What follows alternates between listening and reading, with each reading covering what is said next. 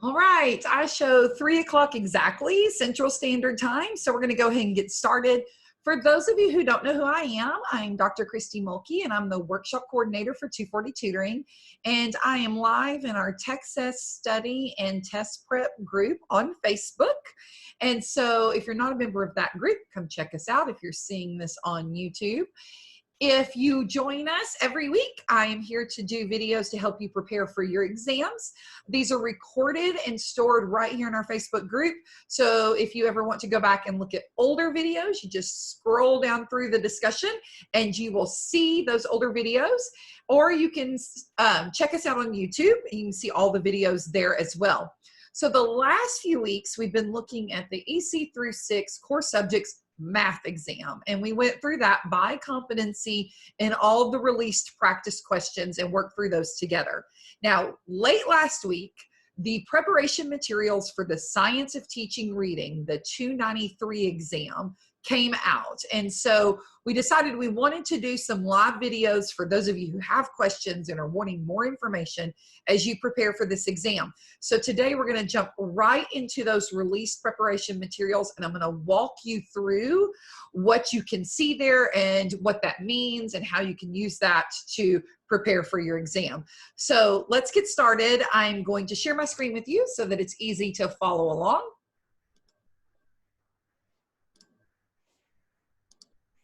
All right, you should be seeing my PowerPoint. I'm going to make that full screen. Make sure that's working. So again, we're talking about the Science of Teaching Reading exam, the 293 exam. And if you're wondering, do I have to take this exam? Hold on just a minute. I'm going to go over that. So this is all the new preparation materials, and we're going to take a deeper dive into what those look like. Now, all these videos that we do on Facebook are specific to your state, your test, so TExES, and we're going to look at competencies and strategies and explanations for questions. So let's jump right in. Again, we've been doing EC through 6 math, but since the new preparation materials were released for the STR, Science of Teaching Reading exam, we're going to take a look at that today. So first, let's look at the overview or the exam framework. Now, I want to point out a few things. The test code for this is 293. You are given 5 hours for this exam. So it is a long exam. One of the things you're going to have to prepare for is stamina. Stamina to take a 5-hour exam. Now, if you've taken one of our other long exams in TExES, like the core subjects, EC through 6, or core subjects 4 through 8, you're a little bit more used to this time frame, but just know you're going to need stamina for this exam. Here is some key information you want to know.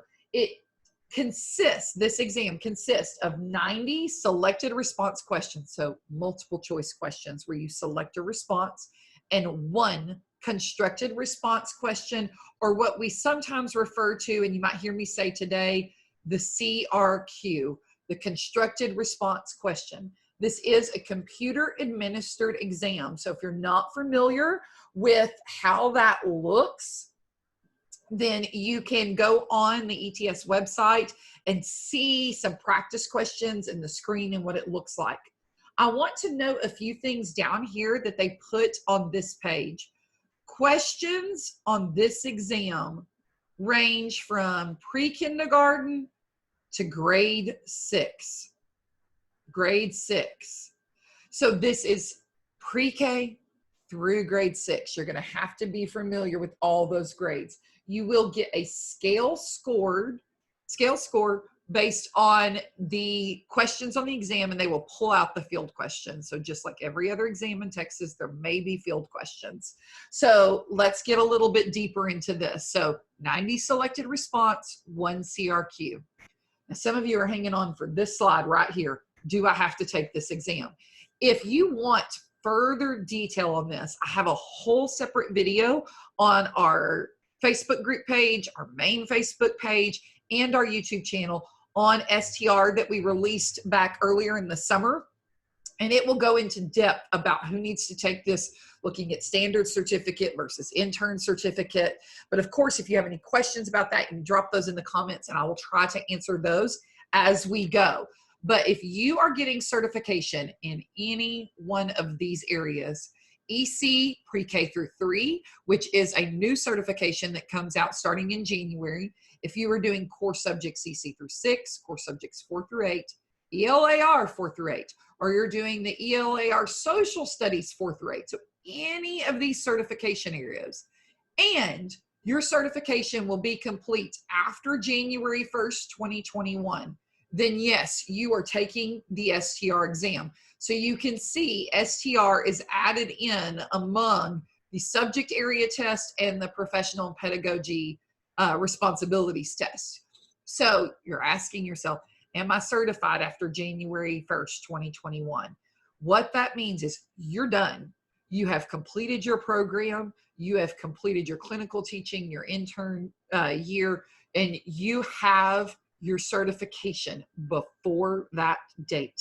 Now, there are some scenarios that can kind of fall in a sticky situation. Again, check out that other video or drop me a comment and I will answer that as best I can for you. But if you are getting certified after January 1, yes, you're taking the STR. So if you're clinical teaching and you're a May 2021 graduate, clinical teaching in the spring, or you're doing full year clinical teaching and graduating in May 2021, or you're an intern who's going to finish in May 2021, yes, you're taking the STR. Now, there are other complicated examples again, but I can address those individually for those of you who need some additional guidance. So now if you know you're going to take this test, let's look at what this test looks like. So this test is broken down into 4 domains. Domain 1 being 13% of your exam, domain 2 being 43%, domain 3 being 24%, and domain 4 being 20%. So all those domains are broken down into competencies, and we're going to look at those in just a moment. And each competency has descriptive statements. So as the next few weeks progress, we're going to get into those descriptive statements and actually look at those and what does that mean you need to study. Now, I'm going to tell you this right off the bat. When I first got into these preparation materials, the first thing I said to myself is, this is not an easy test. This is not an easy test. First of all, domain 4 is comprised of your CRQ, and that is 20% of your grade, 20% of your score. Domain 2 is very heavy, 43%. So we're going to spend a lot of time in that domain 2. And what you need to understand is this test is not just reading knowledge of reading, knowing what phonics is, knowing what fluency is, but it is a pedagogy exam. You're thinking, but I'm already taking a pedagogy exam. You are. This test is a blend of content knowledge, skill knowledge, and how do you apply that in a teaching situation. So this test has a whole lot of questions. They're going to be in scenarios. So it's not just knowing the content, but how do you apply that content in an instructional setting. And so this is another pedagogy test. We're really looking at how you teach reading, hence the T in the name of the exam, science of teaching reading. It's not just a reading exam. It's how you teach reading. I can't emphasize on that enough. So this is a scenario heavy test, So let's get in and see what this looks like. I'm going to check this comment and just make sure that's nothing I need to answer right off the bat. Okay, thank you, those of you who are with us. That's awesome. All right, I don't see anything that needs immediate answer, so I'm going to come back and check that again in a few minutes. Let's look at these competencies. They're very wordy, and I wanted to try to color code this to break it down a little bit for you. There are 2 competencies in domain 1, and that is only 13% of your test, and you're going to see why here in just a second. This is really the foundations of the instruction of reading and the assessment of reading. So that teaching reading and the assessment reading. These are probably the 2 most broad competencies. So I put the verbs in red so you can see understand and understand. Both of these have understand foundational concepts, principles, and best practices. So that concept and principle is the content knowledge piece. The best practice is the instructional piece. How does that look in an actual teaching scenario related to the science of teaching reading and reading assessment? These are broad. Now, the descriptive statements that we'll get into in the next couple of weeks will break this down more clearly for you, but I want you to see the pattern in these competencies because I think it's really insightful to helping you understand what you need to study and what you need to know. So that's domain 1. Competency 1 is looking at the actual science of teaching reading and reading assessment. So things like running records, all the things related to assessment of reading are going to fall under competency 2. Now let's look at competency 3. It's actually several competencies, and it's going to take me 2 slides to get through that. Look at this right here, guys. 43% of your exam. So if you're going to budget how to spend your study time, definitely competency 2 is the most heavy on your exam, that weighted the most heavily. So competency 2 is looking at reading development. All right. So competency 3, so domain 2, competency 3 is looking at oral language. Now I want you to notice across all 3 of these competencies, competency 4 is phonological and phonemic awareness, and competency 5 is print concepts and alphabet knowledge. Notice the verbs. They're the same in all 3 competencies. And you're actually going to see this on the next slide for the next set of competencies.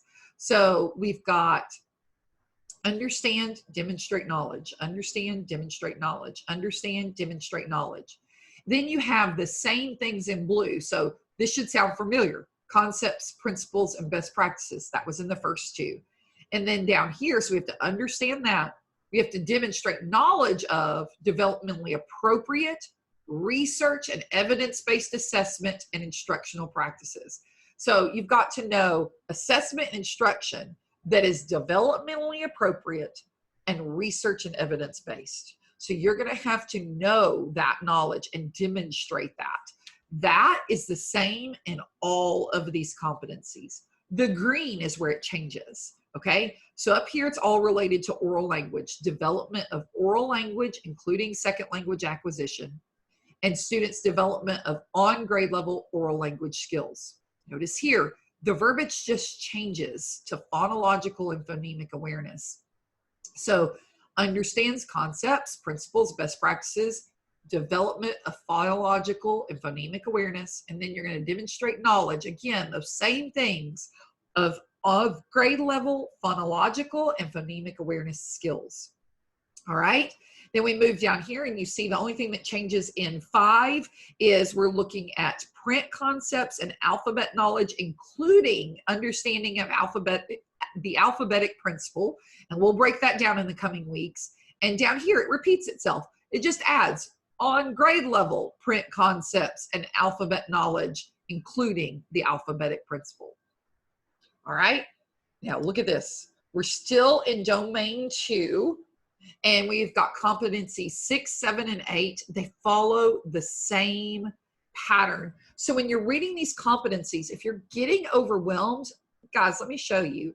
This stuff in parentheses is really what it's focused on. Phonics and other word identification skills. Look right here. Development of phonics and other word identification skills. Same thing. Syllabication and morphemic analysis skills. Same thing, repeated in green. All right, notice it does get a little bit more specific and say related spelling skills. So spelling falls right here.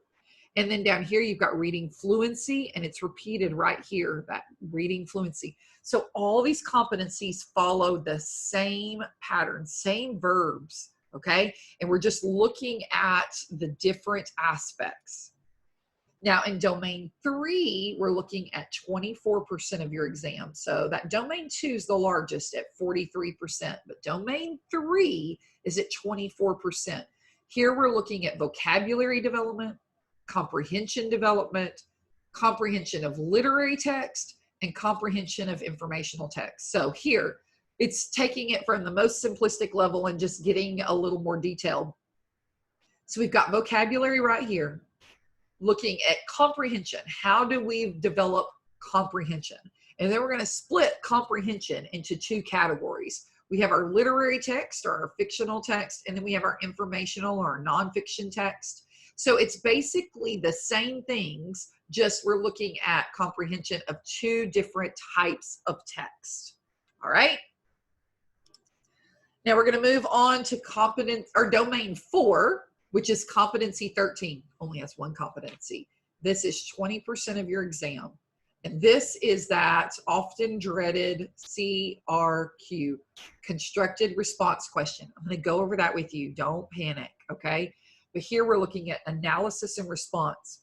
This is more difficult. Notice that verb has finally changed. We had understand, understand, understand, understand, understand. Now we're going to have to analyze. And we're going to analyze assessment data. So they are going to give you data that you're going to have to analyze and pick apart. And I'm going to show you what that looks like. Related to reading development, reading foundational skills, and comprehension. Then you have to prepare. So there's another high-level verb. Instead of demonstrate knowledge, we're getting that high-level verb. Prepare an organized, developed, written response based on the data and information presented. So you're going to have to analyze that data and then prepare a response to that data. And we're going to look at that in just a minute. This is 20% of your exam, guys. You can't just pretend this doesn't exist.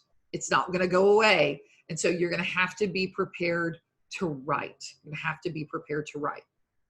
Now, let's actually look at what's all provided in the preparation materials. So this is the link to the preparation materials. It provides that framework and overview that I went over with you, the domain and competencies with descriptive statements for each competency. Over the coming weeks, I'm going to take those competencies and we're going to go through those descriptive statements and we're going to look at the related questions. Now, in those preparation materials, they give you practice. They give you 25 selected response sample questions with rationales. So they give you the question and they give you the rationale. I'm going to show you one in just a minute. It includes sample clustered questions. If you're wondering what clustered question means, it's where they give you a prompt, something to read, and then they ask you a couple of questions or a few questions related to that same information. So it's like, use this text, this information to answer questions 1, 2, and 3. So those are what we call clustered questions. Then in the preparation materials, it also gives you 25 selected response sample questions without the rationale. So it gives you the right answer, A, B, C, or D, but it doesn't tell you why the right answer is right and why the wrong answers are wrong. So over the next few weeks, those are the questions that we're going to be looking at, the ones that do not give you the rationale. So we can try to help you with those. Today, I'm going to show you one that has the rationale. So let's take a look at that. All right. So this is on competency 8, reading fluency. So if we look at this, number 12 says, a second grade student scores well above the 50th percentile benchmark for fluency on the mid-year benchmark assessment. However, the teacher notes that the student reads the text word by word in a choppy, disjointed manner and has difficulty answering comprehension questions afterward. Which of the following strategies would be most important for the teacher to include in an intervention designed to address the student's assessed needs? So let's pick this question apart and let's highlight the things I would recommend if I were walking you through this live in person, what we need to look at. My former students, this is what we used to do. If you're one of my former students joining us for this exam, you know this is how we pick a question apart. So we're going to highlight anytime it gives you a grade level, note that grade level, second grade, a second grade student. If you're unsure, think about what age is second grade. If you're not sure, everybody knows kindergarten is 5 and 6, first grade is 6 and 7, second grade is 7 and 8 years old. So we're looking at a 7 to 8 year old, 7 to 8 year old. Sometimes that's really important. Student scores well above. So they scored above the 50th percentile in the benchmark for fluency. So they're doing quite well. They're scoring better than half of their peers on that same assessment. However, The teacher noted that the student read the text word by word in a choppy, disjointed manner. Word by word in a choppy, just disjointed manner. Now I'm going to read this competence or one of these sentences the same way so you can hear what that sounds like. A second grade student scores well above the 50th percentile. So it's word by word. You don't get any flow. Whereas if I say a second grade student scores well above the 50th percentile. So it's choppy, it's disjointed, and has difficulty answering answering comprehension questions afterward. So that disjointed reading is impacting the comprehension. Which of the following strategies would be most important for the teacher to include in an intervention designed to address the student's assessed needs? So I've got those key words there. Those assessed needs, we know that they're not doing terrible. They're above the 50th percentile. But that choppy, word by word, disjointed reading is affecting their ability to answer comprehension questions. So now let's look at the answer choices and look at the key things in those and see if we can pick it apart. A says, engaging in a systematic review of phonics elements that should be mastered by the middle of second grade. The key words I see in here are systematic review of phonics elements. Now, if the student's doing or performing above the 50th percentile on a fluency test and is struggling with the comprehension questions, in my mind, that doesn't scream that there's a phonics issue. It didn't say the student was struggling with word accuracy. It said it was word by word, choppy, disjointed reading. Okay, so that's a fluency problem.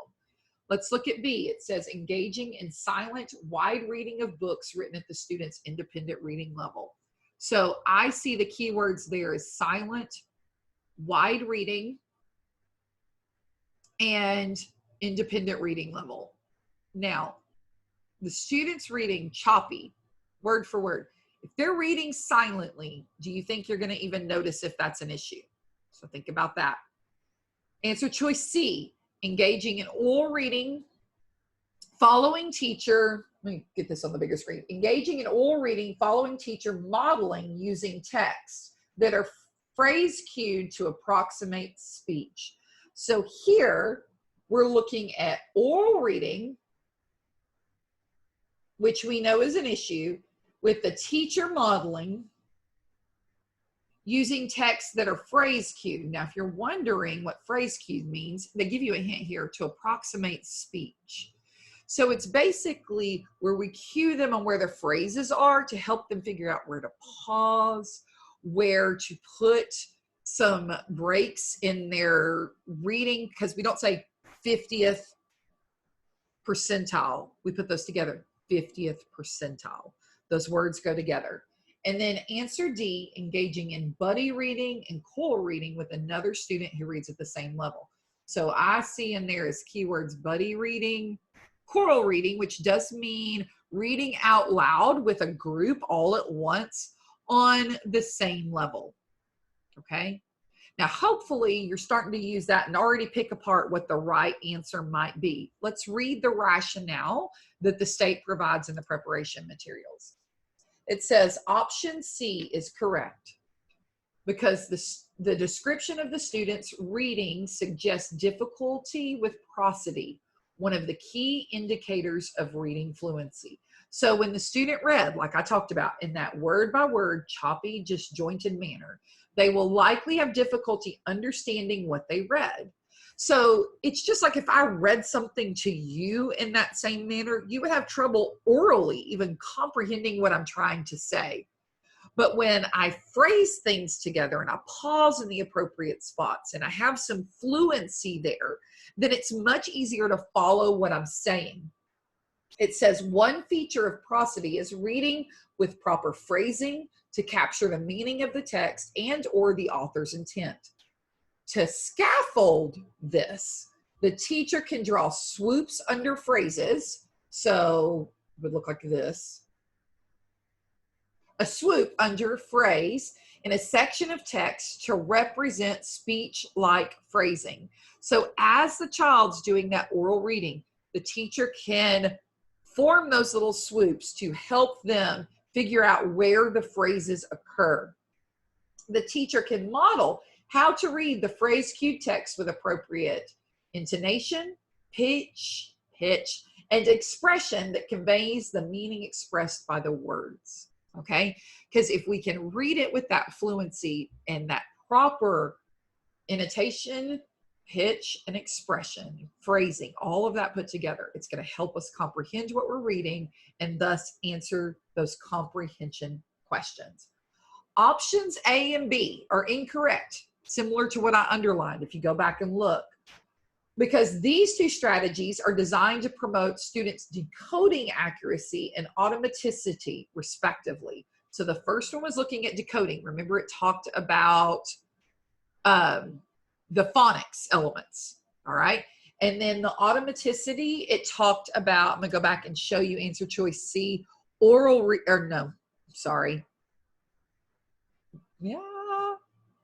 just lost my screen. Okay, A and B, silent, wide reading of books at their independent reading level. So just trying to get that automaticity where it just comes automatic and through practice and practice and practice of on grade level instruction. And then it says option D is incorrect because it does not provide the student with explicit instruction designed to improve the student's prosody. So if I were doing this question, I would have ruled this one out because of phonics. No. I would have ruled this one out because that silent wide reading is not going to help with this issue. Should have been ruled down to at least C and D. While buddy reading and core reading might help that student understand that fluency, where to pause, all of that, all of those things needed to really comprehend what they're reading, the oral reading with the teacher modeling is going to be a much more effective intervention. All right, so C is your correct answer here. All right, so that's what you see on the 25 selected response questions with rationales. We're not going to spend the next few weeks going over too many of those unless one of you somebody asks for one of those, and then I'll gladly explain, because you can read those rationales. We're going to spend time over the next few weeks going through the questions that all it says when you click on answer is C. Just says C. It doesn't tell you why. And so that's what we'll be looking at in the next few weeks. Now, constructed response. This is what some of you are waiting to hear. So the constructed response, if you look at the general directions, it's going to just ask you to demonstrate your knowledge of the subject area by providing an in-depth written response. You're going to have to read, you're going to have to organize your writing, you're going to have to plan what you're going to write. The final version of your response, I want to point this out right here. The final version of your response should conform to the conventions of standard English. So while part of the grading rubric might not be grammar and usage, I'm going to tell you, just like I said, if you've watched our pre-K through 3 early childhood video, what's coming on that constructed response question, if your conventions impact your writing so much that the reader cannot follow it, so if you don't have any punctuation, capitalization, the grammar is just so terrible that they cannot follow it, well, you're not going to score well. It doesn't matter what content you intended. You're going to have to conform to those conventions of standard English. So if you're struggling with grammar in your writing, you're going to need to brush up on that. Your response has to be original work, written in your own words, and cannot be copied or paraphrased from some other work. So do not go in and memorize stuff to just stick in your paper or to stick in your response. Do not, because if they can Google it and find it, that's not your work. This says it's supposed to be original. You can use citations. So if you know you're referencing something, you can put a citation in there to give it credit, but don't pass it off as your own. Now, We're going to look at the next slide to show you exactly what that's going to look like, or as close as we can at this point. So here are the more specific directions. So no matter what the scenario presented is, it's going to say use the information in the exhibits to complete the assignment that follows. And then it's going to give you some basic background information. All right, it's going to give you some basic background information. Then it's going to say, using your knowledge of reading pedagogy and the developmental progression of foundational reading skills and reading comprehension as described in the TExES or the TExES for English language arts and reading, analyze the information provided and write a response of approximately, note that, 400 to 600 words. That sounds like a lot. It's really not. Go look at the last paper you wrote and do a word count. All right, Microsoft Word will do a word count. Highlight it. If you don't know how to do that, Google, how do I do a word count in Word? And see just how long 400 to 600 words is. That's not long. That's really not long. Okay, in there, they're going to give you information to analyze. They might give you some test data, some things the teacher has recorded. There may be a video of a student reading. You may have samples of that student's work, but you're going to have basically artifacts to examine. You're going to have those things, exhibits is what they call them, exhibit 1, 2, or A, B, C, and you're going to have to examine those. Once you examine them, here's what needs to go in your paper. Are you ready? There are 5 things that need to go in your paper. The first one, identify one significant need that the student demonstrates. So you're going to go through all those exhibits and figure out what's one need. There may be more than one need. Hear me carefully on that. There may be more than one need, but you're going to identify one. Don't try to address more than one. You're going to identify one. There may be a need that clearly stands out, okay? But you're going to identify one significant need. So significant, don't nitpick some little tiny detail. One significant need. So look for something, guys, that occurs across the exhibits, that you see that same need appear in more than one exhibit. If it's just a need in one exhibit, like say you have all this data on the student, and you notice in the one video, the student starts with the book from the back and starts to try to open it from the back, and then quickly figures out they messed that up and flips it over and starts from the front. Okay, that is an issue. That is a need, but that's not significant in most scenarios or in a lot of scenarios. And if it only occurs in that one exhibit, not in several of them, then that's probably not the need you need to choose. So look, it's telling you, we're looking at phonemic awareness skills, phonics skills, recognition of high frequency words, syllabication skills, morphemic analysis skills, automaticity, reading fluency, accuracy, rate, and prosody. So we're looking at all of those. So pick a need in one of those areas. Pick a need in one of those areas. It should be there. It should be there. Then you're going to have to cite specific evidence from the exhibits, particularly the word reading assessment, the passage reading assessment, and the fluency data. So they're going to give you all of those in an exhibit, and you're going to have to cite specific evidence. So you can't just say, I see a need. You're going to have to say, from exhibit 1, the word reading assessment, the data showed da-da-da-da-da. That indicates a need here. That need also shows up in the passage reading assessment in exhibit whatever. And you're going to cite that. That's going to support your analysis. You can't just come up and say, I see a need. Okay? Then once you've identified that need, you're going to describe one, I'm going to box that word in, one appropriate, effective instructional strategy or activity that would address the student's need. So you're going to describe one. Don't kill yourself on time here and your word count. You'll go over on word count. One appropriate instructional strategy or activity. So it may be something you do with the student that's a strategy. It may be an activity you engage the student in to help address that need. So you've got to think of one. So you got to find the need and the instructional strategy or activity to address that need. One and one, one and one. Then you're going to identify one, again, notice one, significant need that the student demonstrates related to reading comprehension. So the first one is need related to those foundational reading skills. Now you're going to see a repeat here. Now we're going to look at need related to comprehension. Okay, so it tells you vocabulary knowledge, knowledge of sentence and grammatical structures, application of literal, inferential, and evaluative comprehension skills, use of comprehension strategies, application of text analysis to a literary or informational text. So let me break this down for you. Are you ready? These first two come out of domain 2. Everybody hear me on that? Those come out of domain 2.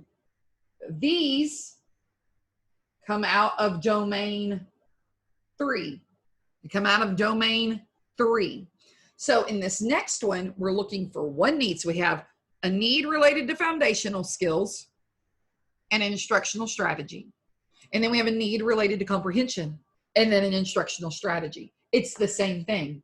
One appropriate, effective instructional strategy. Okay. So one that is going to address that need. Now notice in both of these, it says help the student achieve relevant grade level standards, relevant grade level standards. Okay, so we're not going to push them way beyond where they need to be. We're going to stay on grade level. That's where we're looking. All right, and then last, the last part, explain why each of the instructional strategies or activities you described would be effective. So you have to explain why you chose those and why they would be effective. This is where knowing research and best practice is going to be key. You can't just say, I think this kid has a problem and I think you could do this. I think this kid has this problem with comprehension. I think you could do this. This last part, you're going to have to explain why each of those strategies, 2 strategies you chose, would be effective. All right. So I'm going to break that down. I'm going to erase just a little bit so you can see really clearly. This constructed response, it's fun stuff. It's 5 pieces, but you can kind of chunk it up. Okay.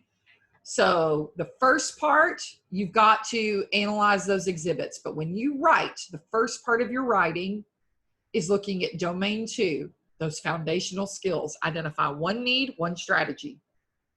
Second part comes from domain 3, comprehension. Okay, identify one need and one strategy. So when you're reading the exhibits, watching the video, listening to an audio of a kid read, you're gonna need to be listening for what are needs, what are needs. I need a need related to foundational skills and a need related to comprehension. All right, so as you look at the exhibits presented to you, you've got to look for those 2 things, a need related to foundational skills and a need related to comprehension. Then I'm going to brainstorm a strategy to address each of those needs. And then I'm going to talk, lastly, why did I choose those strategies? Why did I choose those? Okay, so you're justifying, explaining your approach. Now, this last thing it gives you, it says, be sure to cite evidence from all 4 exhibits in your response. So what I would do if I were you is when you're looking at that domain 2, what evidence from what exhibit? So I would get like a T-chart going of here's my foundational skill. What's the need? Draw a line. What exhibits? Where was the evidence of that? And then what was my comprehension? What's the need? And what exhibits was there evidence of that?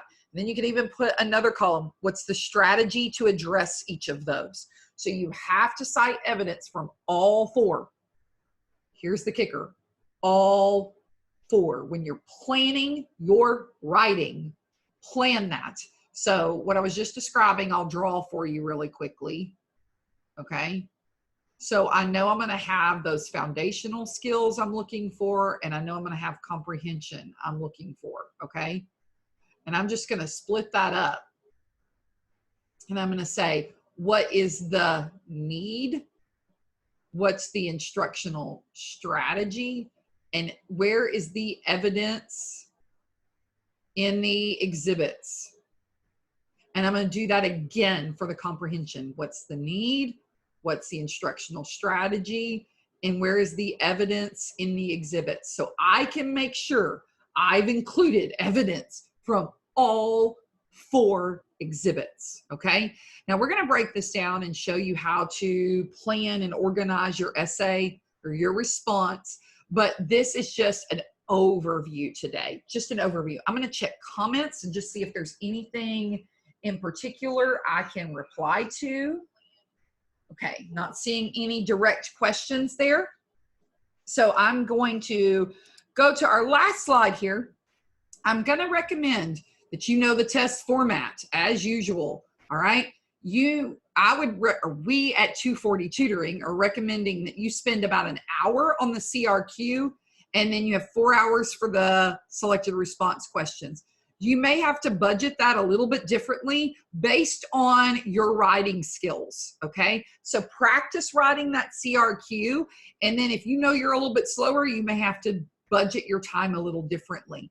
Know the research and the pedagogy. I'll say this again. This is a very pedagogical exam. Not only do you have to know the terminology and the content, you will be asked questions where you have to apply it in real scenarios. This will not be easy. You're going to have to prepare. A lot of the rationales and the sample questions give links to sources. This is great reading and study material. Guys, I clicked on some of those resources and read them. Find your other resources, professors, textbooks, test preparation resources like 240 Tutoring. Develop a study plan. You gotta have a plan. This is a pedagogy exam. You gotta have a plan. All right, take a diagnostic test, see where you are. Use that data from that diagnostic test to make a plan. If you don't know where you can find a diagnostic test, 240 Tutoring, we have a free test. I'll show you the link that's in just a minute. But you need to be strategic. You need to be strategic. So if you want that free diagnostic test and other free resources, please go to 240tutoring.com/resources. You'll find it right there. If you would like our study guide for STR, we have a study guide for the STR. You can go ahead and get that and start studying, okay? We're gonna do more videos each week and right here in our Facebook group, and they stay here. We're also linking these into our YouTube channel with a playlist for the STR. So I highly encourage you to join us next week. We are going to actually jump into Competency 1, I believe, and maybe 2. We'll see how many questions there are. And look at those sample questions that they don't provide you a rationale for. So I hope this has been helpful. We're going to get you through this STR. So stick with us. Join us next Tuesday live right here in Facebook. If you have a question, if you're watching this after this live video has ended, feel free to go ahead and drop that in the comments. I do office hours on Wednesday, so I will see that comment and reply as best I can. So I hope you found this helpful, and I hope to see you next week. Again, I'm Dr. Christy Mulkey with 240 Tutoring, and I wish you all the best.